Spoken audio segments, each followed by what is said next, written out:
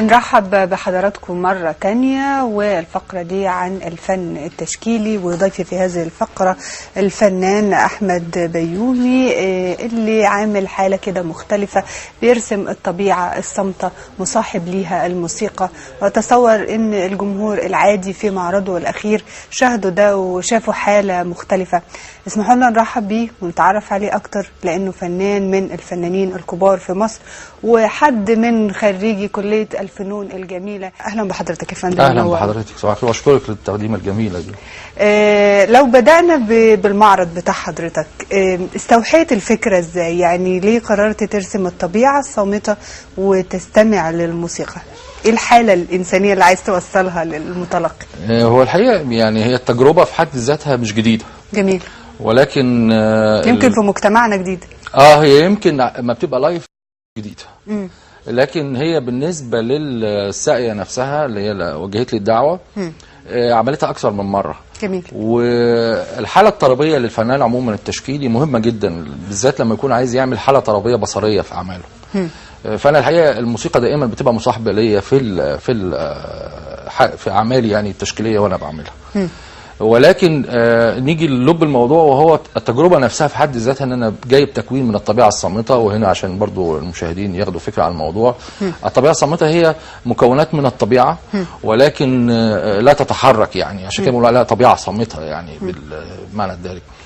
تكوين بيبقى كوبايه فيها ميه، جنب ازازه، جنب فاكهه، كذا عنصر فاكهه، واضاءه معينه مسلطه باتجاه معين. وببتدي ارسم قدام الجمهور بتاع المكان اللي كانوا حاضريني بالوان خامات الزيت على القماش. التجربه دي في حد ذاتها بتبقى مهمه جدا بالنسبه للفنانين المبتدئين، وبتبقى مهمه لان هو بيقطع بيها شوط، بتخليه يقطع شوط في رحلته الفنيه، ان هو بيشوف فنان مثلا محترف او قدام شويه، او يعني من يعني جيل قطع مسافه كبيره من الخبرات. يعني فبتبقى بالنسبه له تجربه اقوى بكتير جدا من لما يسمع كلام. يشوفه عملي. بالظبط. من ناحيه اخرى، احنا كفنانين تشكيليين طبعا ممكن يبقى في زملاء موجودين، هي بتبقى حاله احنا بنحب دايما من ان لاخر نتجمع ونقعد نرسم كلنا مع بعض.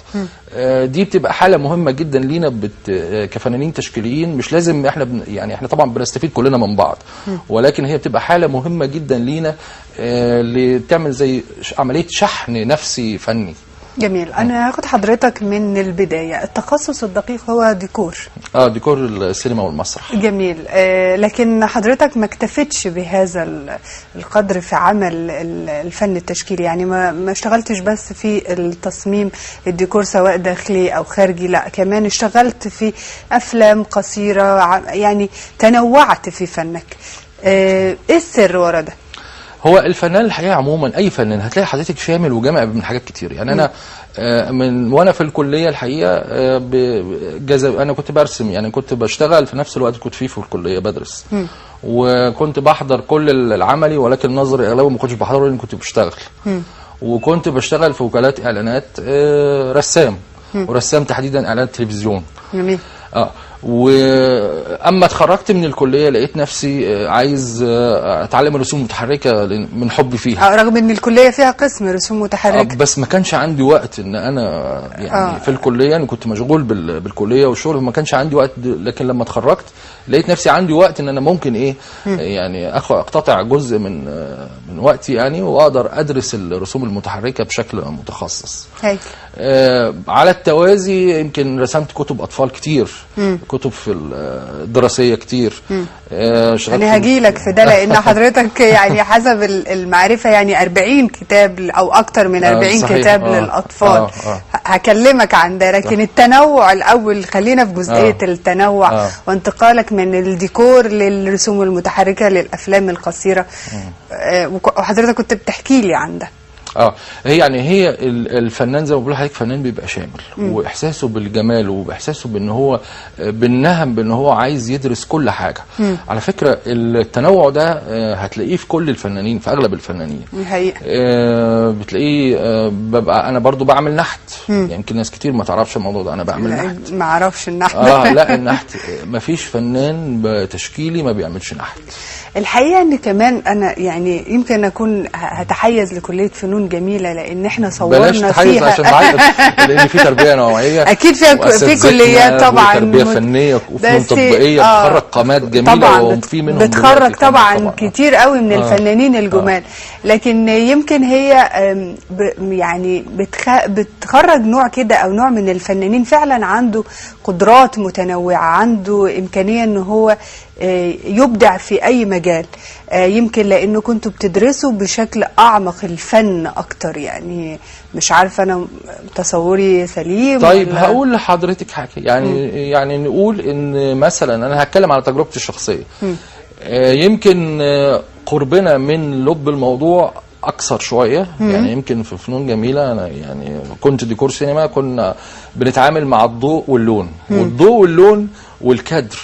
يعني الكادر مهم جدا. يعني انا اتكلم انا مثلا تخصصي كسينما ومسرح. السينما بتعتمد على الكادر والكادر والاضاءه واللون، فدول 3 عوامل مهمين جدا في العمل التشكيلي. مش هقلل من الكليات الاخرى، هي مخرجه قامات كبيره طبعا، ما بنقللش منها طبعا، ولكن هي بالنسبه لدراستي كانت الحته المهمه الاساسيه. حتى في الازياء، يعني في المسرح وفي السينما كنا بندرس الازياء طبعا، لبس الشخصيه، الاضاءه، الاكسسوارات بتاعتها، الطرز بتاعتها من اي عصر. حتى في الديكور، الطرز المعماريه اللي موجوده في الديكور، في التفاصيل لغايه الاعلان. يمكن فنون تطبيقيه برضو بيعملوا الموضوع ده، ولكن يمكن هم بيدرسوا حاجات تانية جنب ده. احنا كان ده بس، يعني الجزئيه دي بشكل متعمق اكتر.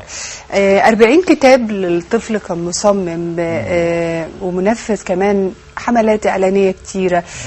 لكن اهتمامك بعالم الطفل وانك تعمل 40 كتاب للطفل، ايه اللي خلاك تدخل المجال ده؟ يعني هو يعني الفنان التشكيلي بدايته بيبقى بيرسم بالقلم الرصاص. يعني انا يمكن من الطفوله وانا بحب ارسم، فالخط في الرسم عندي مهم جدا. وعمليه الخط مع الرسم ده اداني تنوع في اساليب الرسم نفسها. وطبعا انا كان نفسي من زمان حلم المجله بتاعت الاطفال، يعني الحلم ده راودني كتير. ولكن شغل الكوميكس يعني ولكن ما نجحتش فيه. ما نجحتش فيه، يعني اقصد ما مشيتش فيه كويس. لكن الرسومات مشيت فيها ككتب نفسها اطفال. ودي الحمد لله يعني عندي اكتر من 40 كتاب باسمي كرسوم بس. هايل. في تجربه بس مش هعديها برضو كمان، الافلام القصيره ومحاولتك لدخول هذا العالم ايضا. برضو تصارح عليه تساؤلات. يعني هل التنوع ده للفنان جزء بيبقى في تكوينه وشخصيته، ولا ده بيبقى وليدة الحالة اللي بيعيشها أو وليدة تجربته الإنسانية؟ يعني هو شايف تنوع في الحياة فهو قرر إنه هو يفهم في كل حالة، يعرف في كل حالة. هو هقول لحضرتك على حاجة، العلم طبعا، يعني أنا يمكن طبيعة شخصيتي أنا بحب العلم جدا. وحتى لما بقول الموهبة لا تكفي أي فنان، لابد أن تثقل بالعلم. أكيد. وحتى في أسلوب تعاملي مع أعمالي التشكيلية أنا بعمل بحث في كل لوحة، والبحث ده بيبقى مرتبط بالضوء واللون. وهناك علم للضوء وهناك علم للون. أكيد. علم الضوء يعني أنا مش عايز أفتح فيه لأنه موضوع كبير قوي طبعا، ولكن الاثنين بيأثروا على بعض. يعني الضوء، الإضاءة الطبيعية فيها نوعين من الإضاءة، في إضاءة الشمس وفي إضاءة السماء الزرقاء. واحدة منهم تبقى مسؤولة عن الإضاءة السخنة، وواحدة منهم والأخرى مسؤولة عن الإضاءة الباردة. تخيلي حضرتك على مدار اليوم بتاع ال 24 ساعة بتوع اليوم بيحصل تغير للإضاءة، وبتعمل تغيرات على الألوان سواء السخنة أو الباردة. ومن هنا بياتي علم الضوء مع اللون وتركيبه الاثنين مع بعض. ده نفعني كتير جدا في رحلتي في عمل التشكيليه. العلم بقى فادني في ايه؟ ان انا يعني كنت بدرس، كنت بشتغل رسوم متحركه. لما كل ما امسك في حته الاقي فيه باب تاني برضه عايز انكش فيه شويه، عايز اعرفه. يعني دخلت على الرسوم المتحركه، طب انا عايز اعمل مشهد لوحدي كامل. يعني الرسوم المتحركه بتحتاج جيش، طبعا جيش يشتغل عشان يطلع حاجه يعني بالظبط. فلقيت نفسي بدرس مؤثرات وبدرس مونتاج وبدرس تركيب وبدرس صوت. فالموضوع فتح معايا شويه.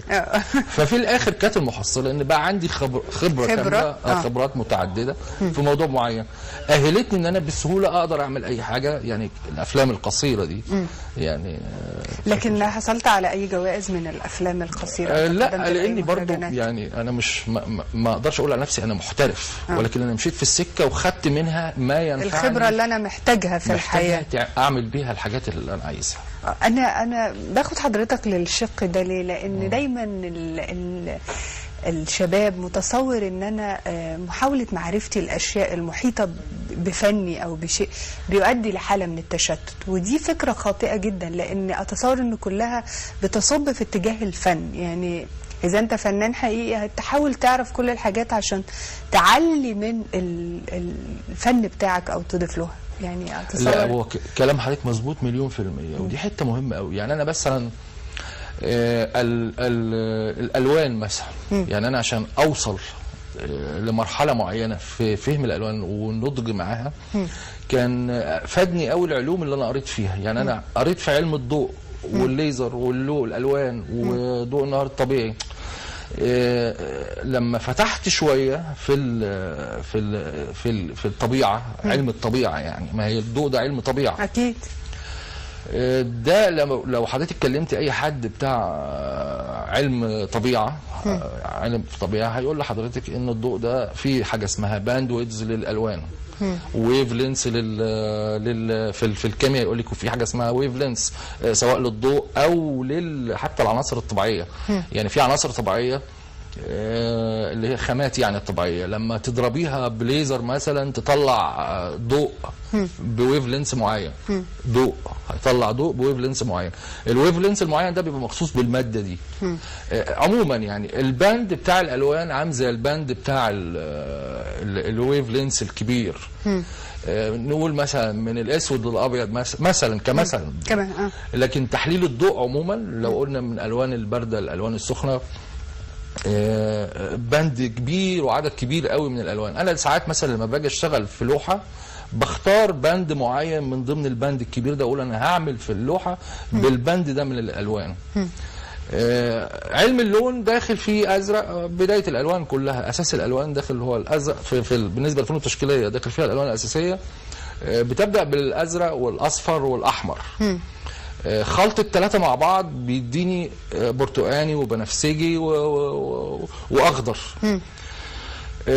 بيعمل لي حاجه، كل حاجه وعكسها. ابص الاقي الاصفر قصاده البنفسجي، ابص الاقي الاخضر قصاده الاحمر، ابص الاقي البرتقاني قصاده الازرق. ده بيدي، ده له معنى تاني. لما ده اقدر اخش ده قصاد ده، معنى كده انا بقدر اغمق ده بده. وبخش على مجموعات ثالثه اسمها المجموعات الارضيه، اللي هي بتنفعني انا بقى في الالوان الطبيعيه لما اجي ارسم بورتريه، لما اجي ارسم لوحه، بتفرق معايا دي. طيب، الحقيقه ان انا برضو كمان مهتمه اني اعرف من حضرتك لكل فنان مرحله فنيه معينه. يعني مره يبدا بالواقعيه، بالتاثيريه، حضرتك في انهي مرحله من فنك؟ يعني وبرضو الخبره بتفرق في اتجاه الانسان ان هو يتبنى مدرسه معينه؟ هو المفروض اي فنان اول ما بيبدا بالاكاديمي البحت، اللي هو الكلاسيكيه او الواقعيه البحته، دراسه للطبيعه. والحقيقه الفنان لازم حتى ولو تبنى اي مدرسه لازم يتسلسل، يبدا من دي. اتعلم ان انا اقرا اللون في الطبيعه، وابتدي اكونه عندي على الباليتا، وابتدي احطه عندي على الشاسيه. جميل. لما ابتدي افهم ده واتقن ده، ببتدي اخش على اي مدرسه انا عايزها. انا بالنسبه لي انا يعني بحب المدرسه الانطباعيه او التاثيريه. ليه؟ لانها بتعتمد على انا بسميها عمليه نحت للمجسمات في الفراغ باللون. جميل. بتاتش لون. يعني انا عامله زي البازل كده، بقى ايه، بحط مساحات لون بضربه فرشه كلهم رصهم جنب بعض. زي ما بقول لحضرتك باند ويدز كله كده مجموعه باند كده الوان قريبين قوي من بعض. بس دي جايه من حته ودي جايه من حته ودي جايه من حته. انا بقرا بقى في الطبيعه واكونه واحطهم رصهم جنب بعض. لو انا حطيت حاجه قطعه من البازل غلط في مكان هتبقى غلط. أنا سعيدة بوجود حضرتك معايا النهاردة، لكن قبل ما أختم في عجالة كده، آخر معرض لحضرتك هو طرب الألوان، هو مستمر ولا في معرض قادم؟ هو ده كان آخر معرض كان اسمه أرض الأحباب، كان في المركز الثقافي الروسي وافتتحه السيد السفير الروسي. جميل. لكن التجربة دي نفسها اسمها طرب الألوان، دي كانت عرض فني. أنا برسم لوحة من الألف للياء قدام الناس يعني بيتفرجوا عليها. ده هيستمر العرض ده؟ لا، ده هي كانت ساعتين بس. ساعتين. كانت ساعتين، وكانت حصلت حاجة ظريفة جدا. كان في بنوتة جميلة جدا عاملة معرض مصاحب ليا. انا ما خدتش بالي الا بعد ما خلصت، الحقيقه كنت منهمك تماما. كان في بنوته كويتيه عندها 5 سنين. الله. شخصيه معجزه فنيه الحقيقه. سابت معرضها وكانت عامله معرض كبير مش معرض صغير، وجايه تتفرج، وفضلت قاعده في الصف الاولاني. وفوجئت بيها ان انا بعد ما خرجت من العرض لقيتها بتجري عليا وبتاخدني بالحضن. الله. شخصيه جميله جدا. انا وطبعا ما اتفرجت على الشغل بتاعها، اسمها رحيل حداد، هي كويتيه. جات لي حاله انبهار الحقيقه. هايل هايل. احنا في امس الحاجه للفنانين ده. شكرا فناننا الكبير احمد بيومي على وجودك معنا النهارده، وان شاء الله مزيد من البهجه في الالوان. شكرا لحضرتك. شكرا. الحقيقه مشاهدينا ان احنا دايما محتاجين الفن التشكيلي في كل حاجه في حياتنا. لو حتى تامل المكان اللي احنا قاعدين فيه ده هو فن تشكيلي، الشارع هو فن تشكيلي، لكن الحقيقه ان احنا بقى عندنا تلوث بصري كبير جدا. نتمنى نعود تاني نهتم بالفن ونشوف الذائقة الفنية، وكمان نهتم بالألوان، لأنه بقى ده بينقي الروح وبيعليها وبيخلينا نرتقي بسلوك الإنسان. فاصل قصير ونعود مع فقرة أخرى من فقرات هذا اليوم، انتظروا.